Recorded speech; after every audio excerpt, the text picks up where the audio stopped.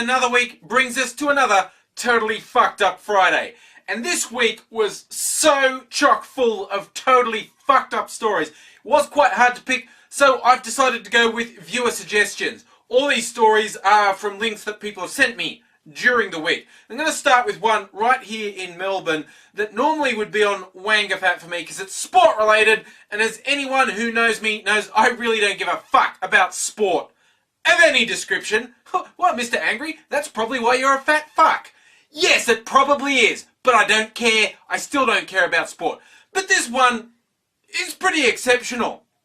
One of the major football codes in Australia is rugby league. Not so popular in Melbourne, but it got popular when a team was artificially created here, and they ended up winning some premierships in the last couple of years. Woo! Suddenly Melbourne loves rugby league. But now it turns out that this club has breached one of the biggest rules, which is called the salary cap. Now here's where international viewers learn a little bit about Australian culture. In our sporting culture, we've got communist sport. There is a limit to how much the players in this team sport can be paid. That's called the salary cap. And the reason behind this, besides the fact we're all communists, is the idea it stops just the richest clubs from buying premierships, just buying all the best players and no one else has a chance. There's that and a few other rules like it that are an attempt to even things out.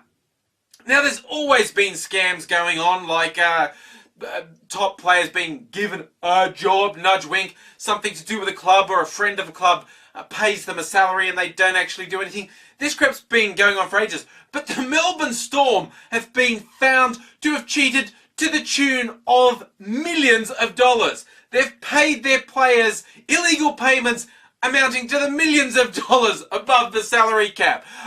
So they are now royally fucked. How fucked do you say? Well, they've won 2 premierships recently. The governing body, the Australian Rugby League, has said, well, we're striking those from the record. We're taking those premierships from you. The official record book will show you didn't win those premierships. Oh, you can't have any competition points this year. It's only the start of the season, but they're not allowed to have any premiership points this year, so they can't get in the finals.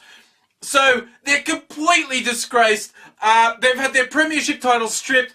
They're going to lose millions of dollars when you add up the fines, the prize money they have to pay back, and that their sponsors are dropping them, and they're going to end up losing all their main players because they won't be able to keep them because of the whole salary cap rule.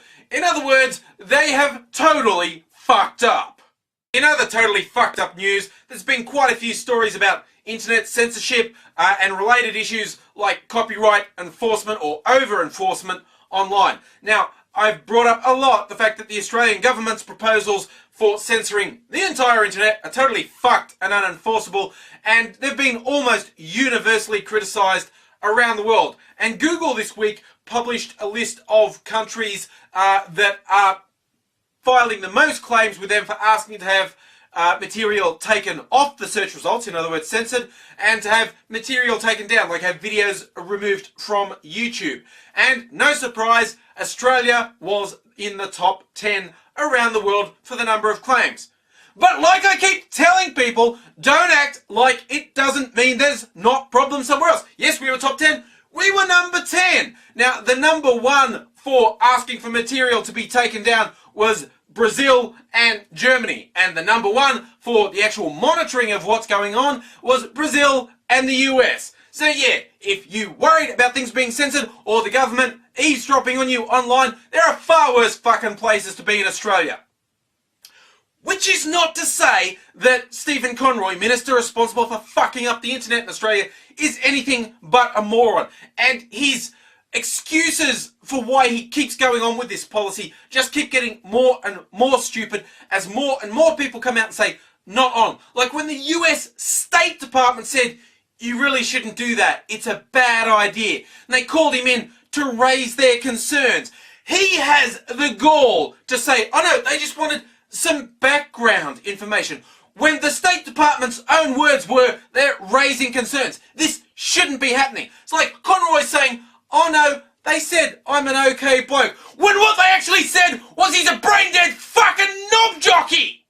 And speaking of brain-dead and totally disconnected from reality, there has to be a special mention of the Iranian cleric who said the reason there are now so many earthquakes around the world is women are sluts. Yes, all these non-Muslim women are showing off their boobs and their butts too much, and that is directly causing the earthquakes. You know, I've actually defended Islam before and said, no, it's really not a Stone Age religion. You're not helping your cause, you idiot! And the feminist response to this is apparently, get your gear out. If you haven't heard of the Boobquake, look it up.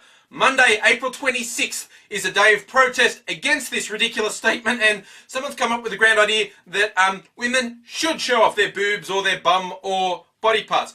Wow, these are different feminists to the ones I went to college with. That didn't happen. Hey, you men are oppressing us. To teach you a lesson, boobs out! Now, personally, I'm all for this advance in the women's movement and movement of women thing. Hey, look, ladies, look, just don't be self-conscious, okay?